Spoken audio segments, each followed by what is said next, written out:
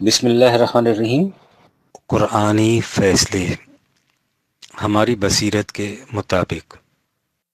مضامین سابقہ جلد پنجم، پہلا باب۔ بسم اللہ الرحمن الرحیم۔ پہلا باب، مذہبی پیشوائیت کا اسلام۔ کہ مولانا حضرات کے اسلام کا نقشہ۔ نوائے وقت بابت 29 جولائی 1977 میں جماعت اسلامی کے سید اسد گیلانی صاحب کے قلم سے ایک مقالہ شائع ہوا ہے جس کا عنوان ہے نظام مصطفیٰ کیا ہے۔ انہوں نے پہلے یہ بتایا ہے کہ اسلام کے دانہ دشمنوں نے اس نظام کی کس قدر بھیانک تصویر پیش کی ہے۔ اس کے بعد لکھا ہے کہ اس کے نادان دوستوں نے اس کا نقشہ کس قسم کا کھینچا ہے۔ اس ضمن میں وہ تحریر فرماتے ہیں، اسلام کے نادان دوستوں نے اور بھی ستم ڈھایا۔ انہوں نے اسلام کے خلاف اندر کی غلط گواہی پیش کی۔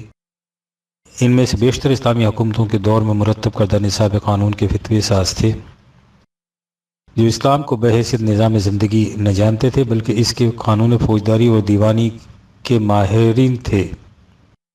ان کے پاس محض ضوابط حدود اور وراثت کے مسائل اور مسلمان حکومتوں میں عدالتی نصابوں کے چارٹ تھے۔ وہ ہر مسئلے کو قانون سزا اور احتساب کی نظر سے ہی دیکھتے تھے۔ مسلمان حکومتوں کے زوال کے بعد اسلامی نظام تعلیم کے نام سے مسلمانوں کا یہی فوجداری اور دیوانی نظام قانون باقی رہ گیا، اور وہ بدلے ہوئے حالات سے بے نیاز اسی نظام قانون کو حالات، ماحول اور فضا سے بے نیاز ہو کر اسی انداز میں بیان کرتے رہے۔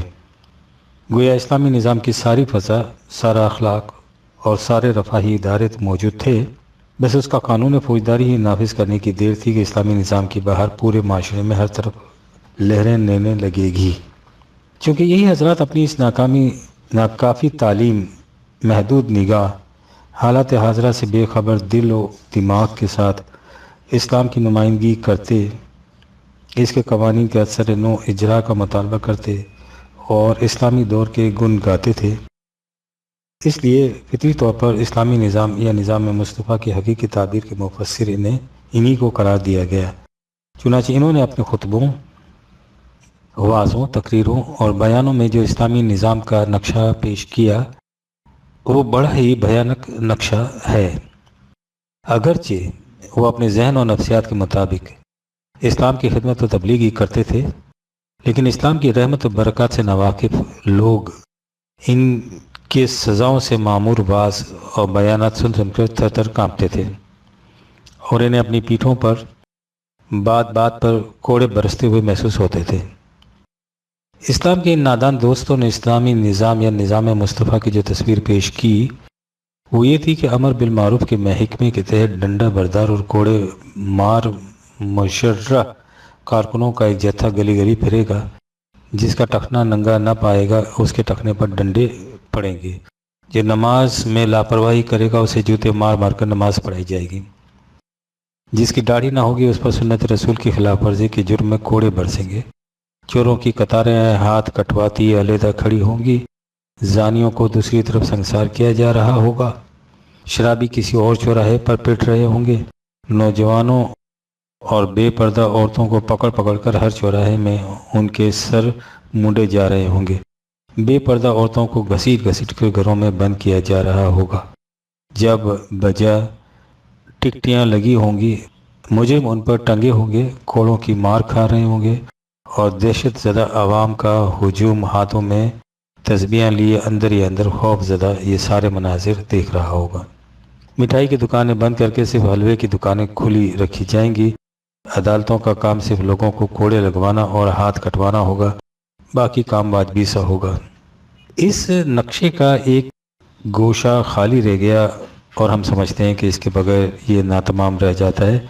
محترم گیلانی صاحب کی خدمت میں گزارش ہے کہ وہ اسے بھی اپنے پیش کردہ نقشے میں شامل کر لیں۔ وہ یہ ہے، جس علاقے میں اسلامی انقلاب رونما ہو وہاں کی مسلمان آبادی کو نوٹس دے دیا جائے کہ جو لوگ اسلام سے اعتقاداً منحرف ہو چکے ہیں اور منحرف ہی رہنا چاہتے ہیں، وہ تاریخ اعلان سے 1 سال کے اندر اندر اپنے غیر مسلم ہونے کا باقاعدہ اظہار کر کے ہمارے نظام اجتماعی سے باہر نکل جائیں۔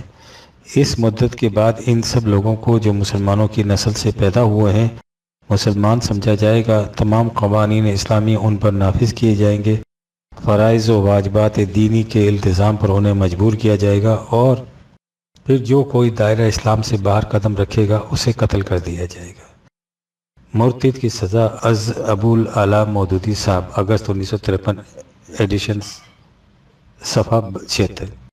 اسد گیلانی صاحب جماعت اسلامی کے ایک ممتاز رکن ہیں، اس لیے انہیں اس نقشے کی صحت میں کوئی کلام نہیں ہونا چاہیے، نہ ہی اسے اپنے نقشے میں شامل کرنے پر کوئی اعتراض۔ یہ ہم نہیں کہہ سکتے کہ وہ اس نقشے کے مرتب کا شمار اسلام کے دانا دشمنوں میں کریں گے یا نادان دوستوں میں۔ ستمبر 1977، مقرر۔ گیلانی صاحب نے یہ تنقید جولائی 1977 میں کی تھی۔ شروع 1979 میں یہ تمام قوانین جن کے خلاف انہوں نے ایسی سخت تنقید کی تھی شرعی حدود کے نام سے پاکستان میں نافذ ہو گئے، اور جماعت اسلامی نے شادیانے بجا بجا کر ان کا استقبال کیا اور غلغلہ بلند کیا کہ للہ الحمد، 1000 سال کے بعد پھر سے اسلام کا احیاء ہو گیا۔ ان قوانین کی تفصیل اگلے باب میں ملے گی۔ قرآن مجید کے نادان دوست، اسوہ ابراہیمی کی تاریک تصویر۔ ڈاکٹر اسرار احمد ایلوپیتھک ڈاکٹر ہیں، لیکن انہوں نے اپنی زندگی اپنے تصور کے مطابق قرآن کریم کی خدمت کے لیے وقف کر رکھی ہے۔ اس سلسلے میں انہوں نے خدام القرآن کے نام سے ایک انجمن کی بھی تشکیل کی ہے۔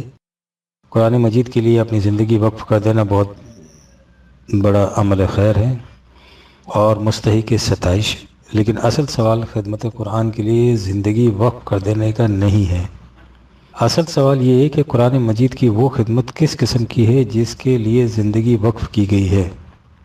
اس خدمت کی ایک مثال اس وقت ہمارے سامنے ہے۔ ڈاکٹر صاحب کے زیر ادارت اور اہتمام شائع ہونے والے ماہنامہ میثاق کی جنوری 1977 کی اشاعت میں ایک مقالہ شائع ہوا جس کا عنوان ہے سعی بین الصفا والمروہ۔ اس میں تحریر ہے: حضرت اسماعیل ابھی شیرخوار ہی تھے کہ ان کی سوتیلی والدہ سارہ نے گھریلو جھگڑے کی بنا پر حضرت ابراہیم کو مجبور کیا کہ وہ بی بی ہاجرہ کو گھر سے نکال دیں۔ اس بات پر حضرت ابراہیم نہایت رنجیدہ اور کبیدہ ہو گئے۔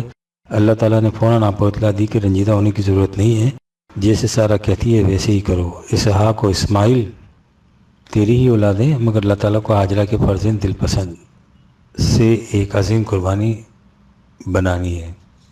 اس ارشاد ربانی پر سینکڑوں میل کا سفر طے کر کے حضرت ابراہیم نہایت صبر، حلم، استقامت اور تحمل کے ساتھ حضرت اسماعیل علیہ السلام اور ان کی والدہ ہاجرہ کو کشاں بہزار مشکل حجاز کی ایک وادی میں لے کر پہنچے، جس کو وادی بطحا یا وادی بکہ بھی کہتے تھے۔ یہ وہ وادی ہے جہاں اب مکہ المکرمہ واقع ہے۔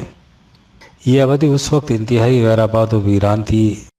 تپتے ہوئے صحرا کی یہ بے آب و گیاہ وادی جہاں انسان زندگی کے بدلے موت کو ترجیح دیتا تھا، اس کے چاروں طرف نوکیلے تپتے اور چمکتے پہاڑ تھے جو نگاہوں کو خیرہ کرتے تھے۔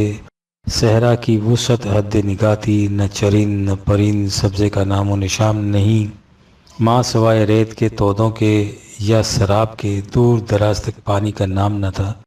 باد سرسر کے تھپیڑے العطش العطش پکارتے تھے۔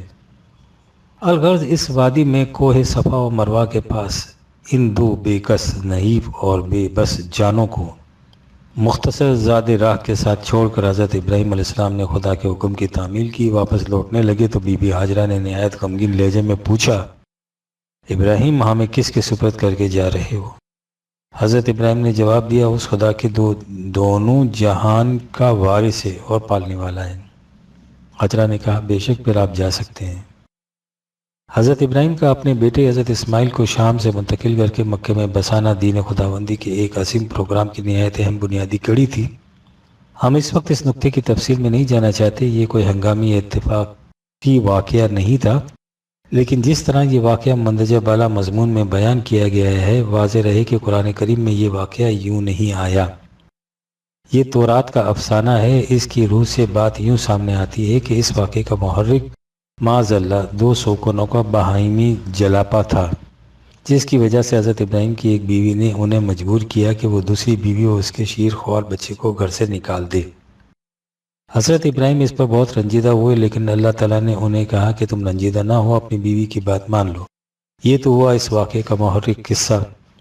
اس کے بعد یہ دیکھیے کہ ایک شخص، اور شخص بھی کوئی عام آدمی نہیں بلکہ خدا کا ایک عظیم المرتبت پیغمبر، دو بے کس نہیں وہ بے بس جانوں کو جن میں ایک شیرخوار بچہ ہے ایک ایسی وادی میں چھوڑ کر چلا جاتا ہے جو انتہائی غیر آباد و ویران تھی، تپتے ہوئے صحرا کی یہ بے برگ و گیاہ وادی جہاں انسان زندگی کے بدلے موت کو ترجیح دیتا تھا۔ اس کے چاروں طرف نوکیلے تپتے پہاڑ تھے جو نگاہوں کو خیرہ کرتے تھے۔ صحرا کی وسعت حد نگاہ تھی، نہ چرند نہ پرند، سبزے کا نام و نشان نہیں، ماں سوائے ریت کے تودوں کے یا سراب کے دور دراز تک پانی نہ تھا۔ باد سرسر کے تھپیڑے العطش العطش پکارتے تھے۔ اس مقام پر خدا کا یہ پیغمبر اپنی بیوی اور شیرخوار بچے کو صرف ایک مشکیزہ پانی کا دے کر چلا گیا اور انہیں تنہا چھوڑ گیا۔ ہم ان حضرات سے پوچھنا چاہتے ہیں کہ غیر مسلم یا ہماری نئی نسل کے نوجوان جب اس واقعے کو پڑھیں گے تو وہ خدا کے اس پیغمبر کے متعلق کس قسم کا تصور قائم کریں گے؟ اور جب ان سے کہا جائے گا کہ خود خدا نے ایسا کرنے کا حکم دیا تھا تو وہ ایسے خدا کے متعلق کیا کہیں گے؟ جیسا کہ اوپر کہا جا چکا ہے، قرآن کریم میں یہ واقعہ درج نہیں ہے۔ یہ تورات کا افسانہ ہے جو ہماری کتب، روایات و تفاسیر میں راہ پا گیا ہے، اور ہمارے خدام القرآن اسے آنکھیں بند کر کے نقل کرتے چلے جاتے ہیں اور نہیں سوچتے کہ یہ قرآن کی خدمت ہے یا اس کی معاذ اللہ مذمت۔ فروری 1977 سے کشف المحجوب میں وضعی روایات، حضرت داؤد علیہ السلام سے متعلق افسانہ۔ ذیل کا خط ملاحظہ فرمائیں۔ مسلمانوں کے تمام فرقوں کا حضرت انبیاء کرام کی عصمت پر اتفاق ہے، لیکن بعض اوقات ہمارے اسلاف کی تحریروں میں ایسی چیزیں سامنے آ جاتی ہیں جن سے ان کی عصمت داغدار ہوتی نظر آتی ہے۔ اگلے دن حضرت داتا گنج بخش رحمۃ اللہ علیہ کی مشہور کتاب کشف المحجوب کا مطالعہ کر رہا تھا کہ ایک عجیب چیز نظر سے گزری، اور راقم اپنی کم علمی کی بنا پر اس کی کوئی تعویل نہ کر سکا۔ آپ کو تحریر کر رہا ہوں کہ اگر اس کی کوئی تعویل ہو سکتی ہے تو مطلب فرمائیں اور شکری کا موقع دیں۔ بائبل میں لکھا ہے کہ حضرت داؤد علیہ السلام نے اپنے محل کی چھت پر سے اپنی ایک پڑوسی اور یا ہتی کی بیوی کو برہنہ نہاتے دیکھ لیا تھا اور اس پر عاشق ہو گئے تھے۔ پھر اس کے ساتھ ہم بستر ہوئے، اور جب حملہ ہو گئے تو انہوں نے اس کے شوہر کو بنی امون کے مقابلے میں جنگ پر بھیج دیا، اور فوج کے سالار اعلیٰ کو حکم دیا کہ اسے ایسی جگہ متعین کرے جہاں سے وہ زندہ نہ بچ سکے۔ جب وہ مارا گیا تو داؤد علیہ السلام نے اس کی بیوی سے باقاعدہ شادی کر لی، اور شادی کے بعد اس کے بطن سے حضرت سلیمان علیہ السلام پیدا ہوئے۔ نعوذ باللہ من ھذا البہتان۔ ظاہر ہے کہ یہ سب اللہ تعالیٰ کے ایک معصوم نبی پر بہتان ہے۔ قرآن کریم میں اس کا ذکر تو کجا اشارہ بھی نہیں ملتا، لیکن افسوس ہے کہ ان تفصیلات نے ہماری بعض کمزور روایات میں جگہ پا لی ہے، اور ہمارے مفسرین ان احادیث کو جانچے بغیر اللہ تعالیٰ کے انبیاء پر اس قسم کے بہتان تسلیم کر لیتے ہیں۔ خود ہمارے نبی صلی اللہ علیہ وسلم پر مدینہ کے منافقین اور یہودیوں نے کچھ ایسا ہی جھوٹا الزام لگایا کہ آپ نے حضرت زید بن حارث کی بیوی حضرت زینب بنت حجش کو، جو رشتے میں آپ کی سکی پھوپھی ذات بہن تھی، کو برہنہ حالت میں دیکھ لیا تھا اور ان پر عاشق ہو گئے تھے۔ پھر حضرت زید سے طلاق دلوائی اور اپنے نکاح میں لے آئے۔ نعوذ باللہ من ھذا البہتان۔ قرآن حکیم نے خود اس واقعے کی واضح طور پر تردید کی ہے اور فرمایا ہے کہ جب نا اتفاقی کی بنا پر حضرت زید و زینب میں انبن ہو گئی اور حضرت زید نے طلاق دینے کا ارادہ کیا تو رسول اللہ صلی اللہ علیہ وسلم نے آپ کو ایسا کرنے سے روکا۔ جب حضرت زید نے اس کے باوجود اپنی بیوی کو طلاق دے دی تو حضرت زید نے ان سے، تو حضور صلی اللہ علیہ وسلم نے ان سے نکاح کر لیا۔ لیکن کشف المحجوب میں حضرت داؤد علیہ السلام اور حضرت محمد صلی اللہ علیہ وسلم پر کافروں منافقوں کے لگائے ہوئے ان الزامات کو صحیح مان کر درج کر دیا گیا ہے۔ کشف المحجوب کی اصل عبارت ملاحظہ ہو تو جب فعل حق مضاف ہو بندے کی طرف تو بندہ بخود قائم ہوتا ہے، اور جب بندے کا فعل حق کی طرف مضاف ہو تو بندہ بحق قائم ہوتا ہے۔ چنانچہ ایسا ہی ہوا کہ داؤد علیہ السلام کی نظر مبارک وہاں پڑی جہاں پڑنی نہ چاہیے تھی، یعنی ایک عورت پر جو اوریا کی عورت تھی، جسے دیکھا وہ ان پر حرام تھی، اور جب بندہ بحق قائم ہو گیا جیسے حضور صلی اللہ علیہ وسلم کی نظر تو آپ کی بھی پڑی اس طرح زید کی بیوی پر، مگر وہ بیوی زید پر حرام ہو گئی، اس لیے کہ وہ نظر جو داؤد علیہ السلام کی تھی وہ محل سہو میں تھی، اور یہ نظر جو حضور صلی اللہ علیہ وسلم کی تھی یہ محل سکر میں تھی۔ سہو کے معنی ہوش مندی اور سکر کے معنی مدہوشی۔ کشف المحجوب، ترجمہ عبدالحسنات سید محمود احمد قادری، شائع کردہ المعارف، گن بخش روڈ، لاہور۔ کشف المحجوب کے بہت سے اردو ترجمے ہیں، اور ان میں یہ عبارت صوفیہ کے مختلف مکاتب و مذاہب کے باب میں فرقہ تیخورہ کے ذیل میں ہر کتاب میں ملتی ہے۔ ہم نے ابوالحسنات قادری صاحب کا حوالہ اس لیے دیا ہے کہ ان کے عقیدت مندوں کے دعوے کے مطابق اسے خود حضرت داتا صاحب کی منظوری حاصل ہے۔ میں یہ عبارت پڑھ کر حیران ہوا تو کسی صاحب نے بتایا کہ میاں محمد طفیل امیر جماعت اسلامی پاکستان نے بھی کشف المحجوب کا ترجمہ کیا ہے اور نوٹ بھی لکھے ہیں۔ انہوں نے ضرور اس کی کوئی تشریح فرمائی ہوگی، لیکن جب میں نے اس نسخے کو دیکھا تو اس نے میری پریشانی میں اور اضافہ کر دیا، کیونکہ انہوں نے مذکورہ بالا عبارت سمیت بہت سی عبارتیں حذف کر دی ہیں۔ ظاہر ہے کہ انہیں یہ چیزیں قرآن اور اسلامی تعلیمات کے خلاف نظر آئی ہوں گی، لیکن اس کے ساتھ ان کا یہ اخلاقی فرض تھا کہ جس کتاب کو وہ تعمیر سیرت کے لیے مرتب فرما رہے تھے، ایسے مقامات کے بارے میں کچھ وضاحت فرما دیتے۔ آپ سے درخواست ہے کہ اس بارے میں میری پریشانی دور فرمائیں۔ پروفیسر رفیع اللہ شہاب، طلوع اسلام۔ محترم نے کشف المحجوب کا ایک اقتباس دیکھا اور ان کے پاؤں تلے سے زمین نکل گئی۔ ہم نے تصوف کے لٹریچر میں جو کچھ دیکھا ہے، اگر کہیں وہ ان کے سامنے آ جائے تو نہ معلوم ان کی کیا حالت ہو۔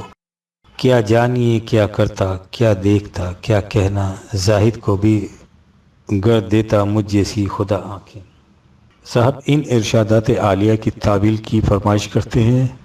انہیں شاید علم نہیں کہ یہ حضرات خدا سے براہ راست علم حاصل کر کے، جسے کشف و الہام یا باطنی علم سے تعبیر کیا جاتا ہے، اس قسم کی باتیں کرتے ہیں۔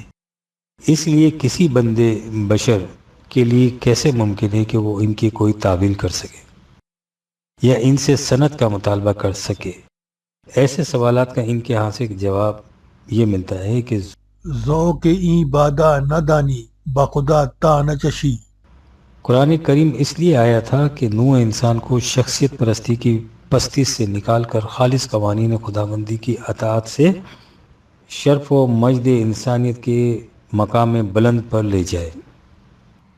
حضور صلی اللہ علیہ وسلم نے اپنی عملی زندگی سے ایسا کر کے دکھا دیا، لیکن اس کے بعد مسلمانوں نے قرآن کا دامن بھی چھوڑ دیا اور حضور کے اسوہ حسنہ کو بھی بالائے طاق رکھ دیا، اور ان کا دین، مذہب، ایمان، مسلک و مشرب سب شخصیت پرستی قرار پا گیا۔ چنانچہ اب قوم گلے گلے تک شخصیت پرستی کے دلدل میں غرق ہے۔ چونکہ شخصیت پرستی سے انسان کی عقل و فکر کی صلاحیتیں سلب ہو جاتی ہیں اور وہ یکسر جذباتی ہو جاتا ہے، اس لیے وہ بڑا ذکی الحس ٹچی ہوتا ہے اور حقائق کا سامنا کرنے کی اس میں برداشت نہیں رہتی۔ یہ ہے وہ مقام جس پر ہم آج کھڑے ہیں۔ لہٰذا ان حالات میں اپنے لٹریچر پر تنقیدی نگاہ ڈالنے اور اسے قرآن کریم کی روشنی میں پرکھنے اور اسوہ حسنہ کے معیار پر جانچنے کا کام بڑا ہمت طلب ہے۔ آپ اس باب میں ایک انگلی اٹھائیے اور پھر دیکھیے کہ آپ بیڑوں کے کتنے چھتوں میں پتھر دے مارتے ہیں۔ طلوع اسلام کے ساتھ یہی تو ہوا ہے۔ دیکھو مجھے جو دیدہ عبرت نگاہ ہو، میری سنو جو گوش نصیحت نیبش ہے۔ اپریل 1978 میں داڑھی۔ سنت رسول کا معاذ اللہ استہزاء۔ پشاور سے شائع ہونے والے ہفت روزہ صدائے اسلام کی 21 جولائی 1972 کی اشاعت میں عنوان بالا کے تحت ایک مقالہ شائع ہوا ہے جس میں کہا گیا ہے کہ حضرت مولانا عبدالعزیز خطیب زراعتی فارم ساہیوال فرمایا کرتے ہیں کہ مکہ معظمہ میں ایک بڑے عالم رہا کرتے تھے۔ جمعہ کے بعد تہجد کے وقت جب وہ غسل کرتے تو پیرانہ سالی کے سبب ان پر کپ کپی طاری ہو جاتی اور وہ کہتے شریعت نے خواہ خواہ غسل کرنے کا حکم دیا ہے، اگر غسل کا حکم نہ ہوتا تو کیا حرج تھا۔ وفات کے بعد ان کو مکہ معظمہ کی قبرستان میں دفن کیا گیا۔ مدت کے بعد ان کی قبر ہڈیاں نکالنے کے لیے کھودی گئی تو دیکھا کہ ایک عورت کی لاش ہے۔ لوگوں کو بڑا تعجب ہوا کہ مولوی صاحب تو عالم بعمل اور نیک آدمی تھے، لیکن غسل کے بعد مذکورہ بالا الفاظ کہتے تھے۔ میں سمجھتا ہوں کہ واقعی یہ اس کی سزا ہے۔ اندازہ فرمائیں کہ شریعت کی تحقیر کا کیا انجام ہوا۔ غور سے سن داستان ان کی۔ حجاج میں سے ایک شخص نے اس عورت کی لاش پہچانی اور کہا کہ انگلستان کی رہنے والی تھی اور مسلمان ہو چکی تھی۔ اس کے خاندان کے سب افراد عیسائی تھے۔ چنانچہ اس کی نشاندہی پر انگلستان ایک عالم صاحب گئے اور عورت کے والدین سے ملے اور اس کے والدین کو ساتھ لے کر اس عورت کی قبر اکھاڑی گئی تو دیکھا کہ مولوی صاحب کی لاش موجود ہے جن کو مکہ معظمہ میں دفن کیا گیا تھا۔ اس روح فرسا واقعے سے داڑھی منڈے عبرت حاصل کریں اور داڑھی کا استحضاء اور تضحیق چھوڑ دیں، ورنہ امت محمدیہ علیہ السلام میں معشور نہ ہوں گے۔ جون 1978 تصوف کی ریاضتیں۔ حضرت بابا فرید گنج شکر۔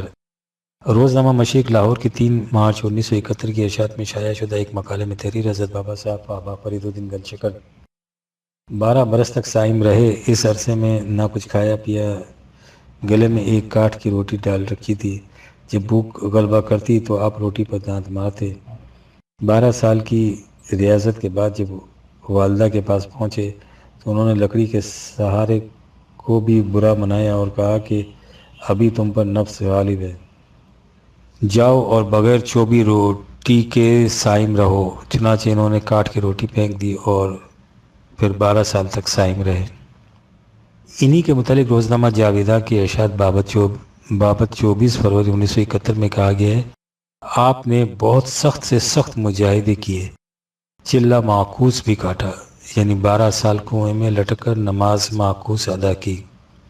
اس کا طریقہ یہ ہے کہ چلہ کرنے والا رات کو پاؤں میں رسی باندھ کر کنویں میں الٹا لٹک جاتا ہے اور عبادت میں مصروف رہتا ہے۔ ناقل جواہر فریدی میں لکھا ہے کہ اس زمانے میں حال ریاضت اور استغراق درجہ فنا میں یہاں تک پہنچے کہ چڑیوں اور جانوروں نے آپ کے پاؤں اور وجود مبارک میں گھونسلے بنا لیے تھے۔ جون 1978 مولانا احمد رضا خان مرحوم کی وصیت۔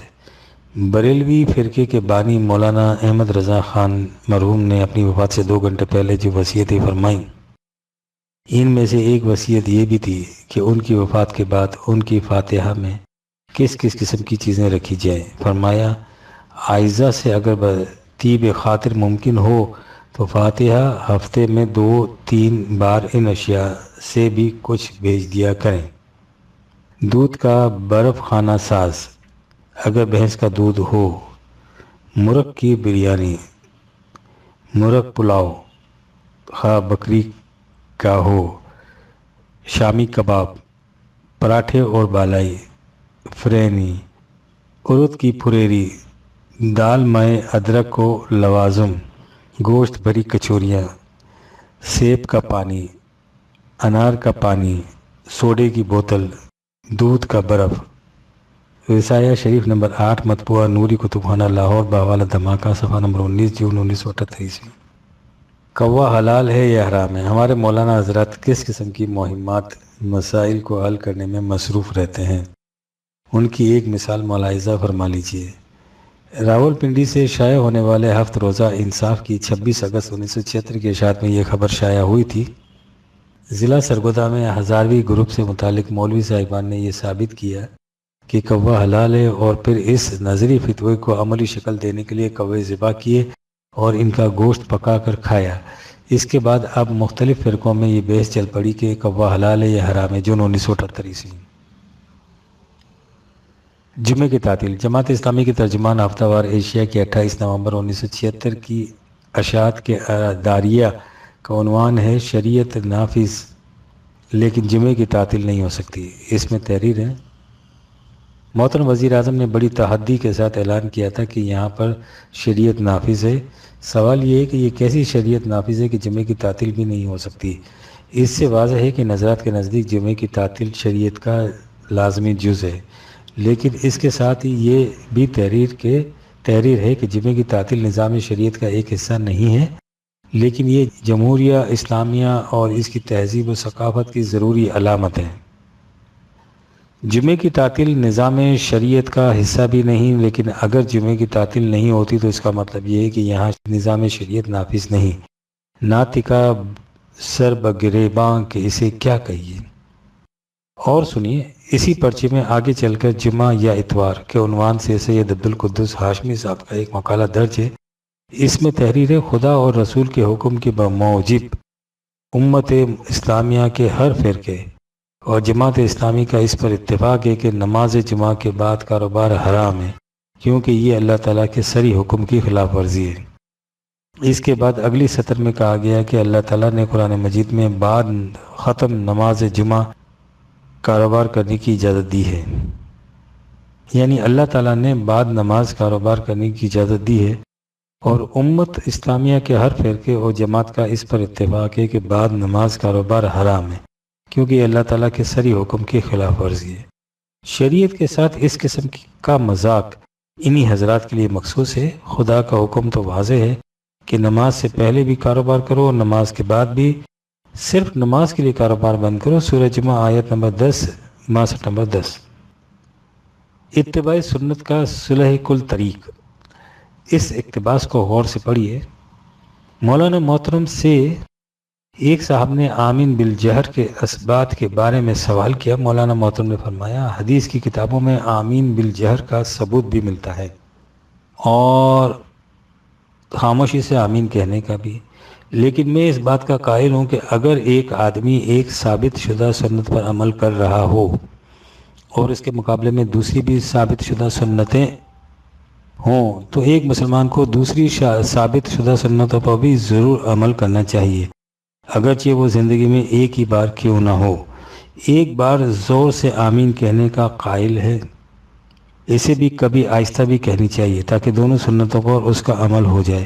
بس یہ کوشش کرنی چاہیے کہ کوئی سنت ایسی نہ رہ جائے جس پر آدمی عمل نہ کر سکا ہو۔ ایشیا 30 مارچ 1975 عیسوی۔ کیا فرماتے ہیں علماء اہل حدیث اور اہل فقہ مودودی صاحب کے اس نسخے کے بارے میں؟ کیا وہ اس پر عمل کرنے کے لیے تیار ہیں؟ لیکن ہماری سمجھ میں ایک بات نہیں آئی۔ آمین بالجہر یا خفی کے معاملے میں تو مودودی صاحب کا پیش کردہ طریق قابل عمل ہو سکتا ہے، کبھی یوں کر لیا کبھی یوں، لیکن سوال یہ ہے کہ اگر پاکستان کی اسلامی مملکت میں سنت رسول اللہ کی روح سے ملکی قوانین مرتب ہوئے تو ظاہر ہے کہ وہ بھی ایک دوسرے سے مختلف ہوں گے۔ کیا اس وقت بھی ہر شخص کو اجازت ہوگی کہ وہ کبھی ایک قانون پر عمل کرے اور کبھی اس کے برعکس دوسرے قانون پر، اور اس طرح ساری زندگی ان مختلف قوانین پر عمل کرتا رہے تاکہ کوئی ایک سنت نہ رہ جائے جس پر وہ عمل نہ کر سکا ہو؟ فروری 1977 عیسوی۔ دین اور مذہب میں فرق، روس میں مذہبی آزادی۔ روسی سفارت خانہ متعینہ کراچی کی طرف سے ایک گشتی خبر نامہ موصول ہوا ہے جس کے ساتھ ایک مقالہ خصوصی بھی منسلک ہے جس کا عنوان ہے سوویت یونین میں تمام مذاہب کو مکمل آزادی ہے۔ اس میں انہوں نے لکھا ہے کہ سوویت یونین میں مسلمانوں کی انجمنوں کی بڑی تعداد کا تعلق سنی فرقے سے ہے۔ وہاں مساجد میں روزانہ نمازوں کے علاوہ جمعے کی نماز بھی ہوتی ہے اور عید کی نمازیں بھی ہوتی ہیں۔ مسلمان اپنی عیدیں بڑے ہی اہتمام سے مناتے ہیں۔ عید کے دن ہزاروں مسلمان مساجد میں جمع ہوتے ہیں۔ ماسکو کی مسجد میں عید کے دن پر عموماً 5000 سے زیادہ مسلمان نماز ادا کرتے ہیں۔ سوویت یونین کے مسلمان اپنے عقائد کے مطابق ساری مذہبی رسمیں ادا کرتے ہیں، مثلاً عقیقہ، شادی اور نماز جنازہ وغیرہ۔ مسلمان خاندانوں میں شادیاں اسلامی عقائد کے مطابق انجام پاتی ہیں۔ سوویت یونین کے مسلمان فریضہ حج بھی ادا کرتے ہیں۔ سوویت یونین کے مدرسوں اور مسلم اکیڈمی میں مذہبی تعلیم دی جاتی ہے۔ مسلم بورڈوں کی طرف سے جنتریاں اور فتوے شائع کیے جاتے ہیں۔ اس قسم کی تفاصیل کے بعد آخر میں لکھا ہے، مذاہب کو مکمل مساوات حاصل ہے اور انہیں عبادت کرنے کی آزادی حاصل ہے۔ ان کی عبادت گاہوں کے تقدس کی ضمانت دی گئی ہے۔ مذہبی زندگی کے تعلق سے انہیں مکمل آزادی حاصل ہے۔ یہ چیز اس اصول کے عین مطابق ہے۔ سوویت یونین میں ریاست کو مذہب سے علیحدہ کر دیا گیا ہے۔ آج ہمارے ہاں کے علماء کرام سے پوچھئے، وہ بلا تعامل کہہ دیں گے کہ اس قسم کی مذہبی آزادی سے اسلام کے تقاضے پورے نہیں ہو جاتے۔ اسلام میں مذہب کو ریاست سے الگ نہیں کیا جا سکتا۔ لیکن آپ کو معلوم ہے کہ یہی علماء حضرات تحریک پاکستان کے دوران کیا فرمایا کرتے تھے؟ وہاں کا ہندو مسلمانوں کو اس قسم کی پوری مذہبی آزادی کی ضمانت دیتا تھا جس کا ذکر روسی سفارت خانے کے مقالے میں کیا گیا ہے۔ یہ علماء حضرات جنہیں نیشنلسٹ علماء کہا جاتا تھا اور بالعموم دیوبند سے متعلق تھے، یہ کہتے تھے کہ مذہب کی اس قسم کی آزادی کے بعد اسلام کے تقاضے پورے ہو جاتے ہیں۔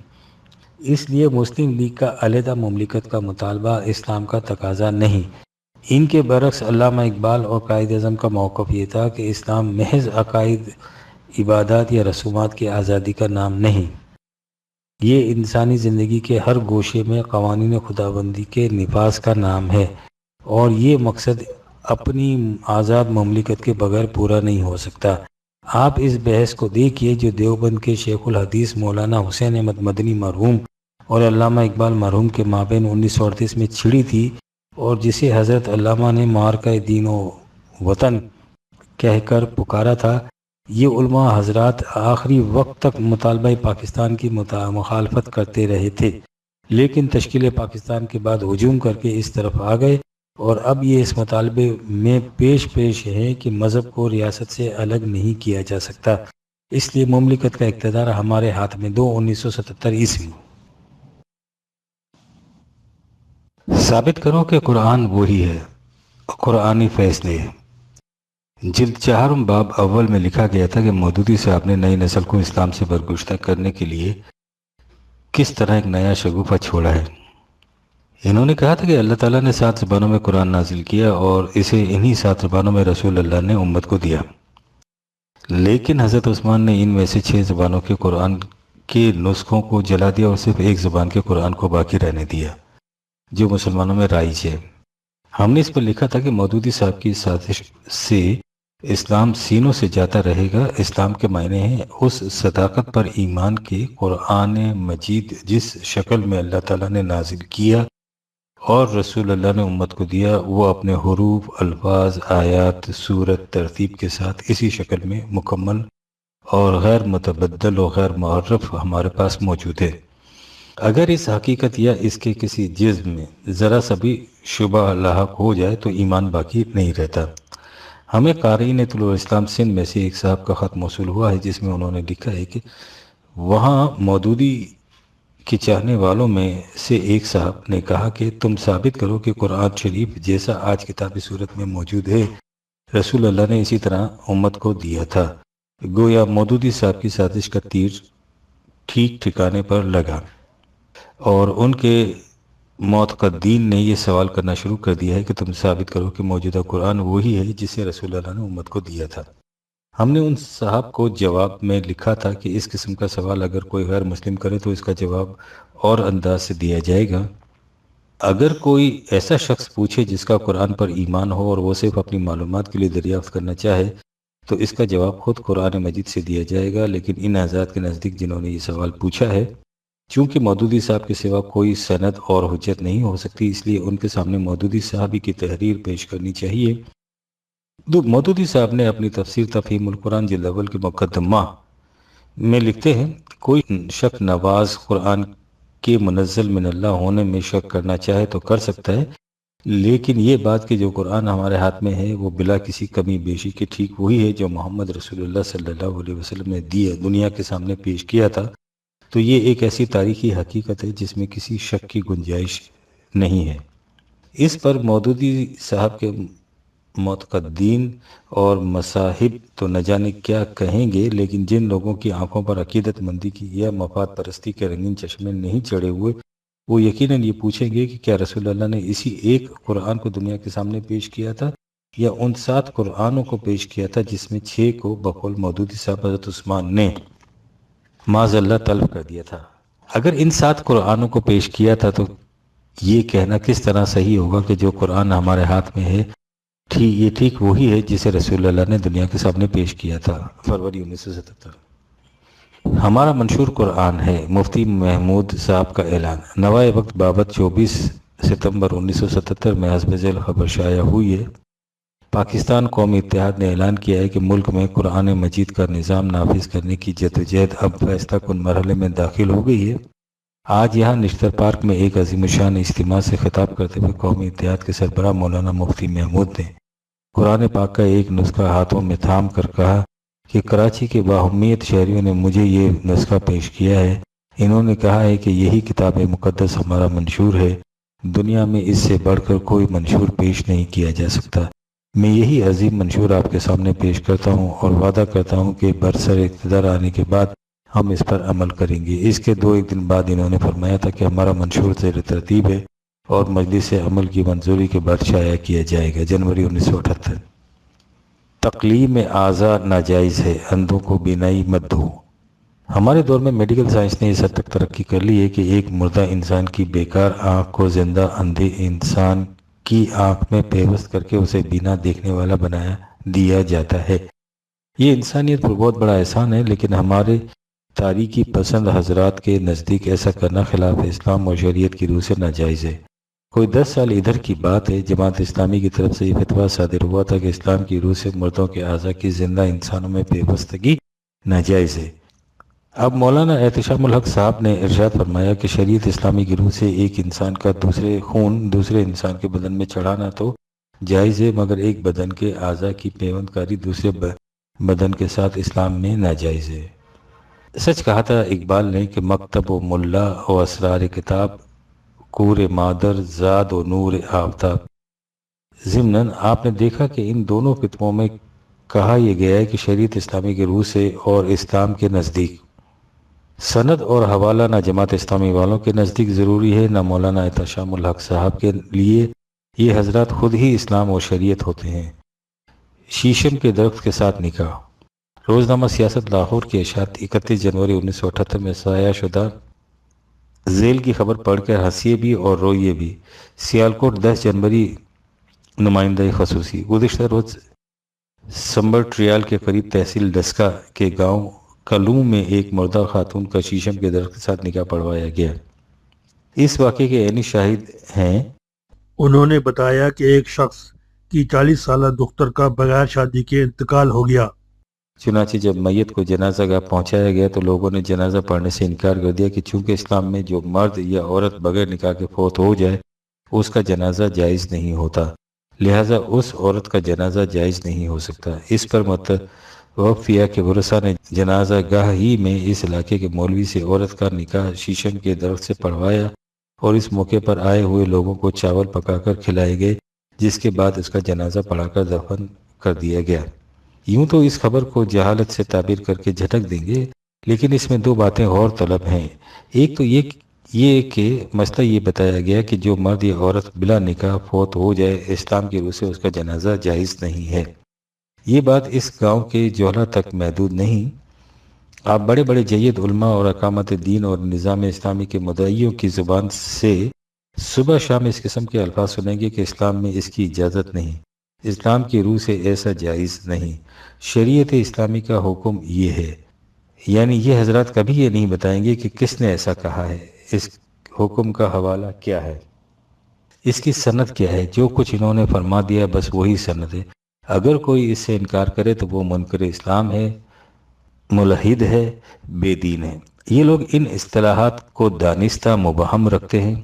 اگر ایسا کہنے والوں کو سند اور حوالہ دینے کا پابند بنا دیں تو آپ دیکھیں گے کہ کتنے الجھاؤ صاف ہو جاتے ہیں اور ان لوگوں کے اسلامی احکام کی قلعی کس طرح کھل جاتی ہے۔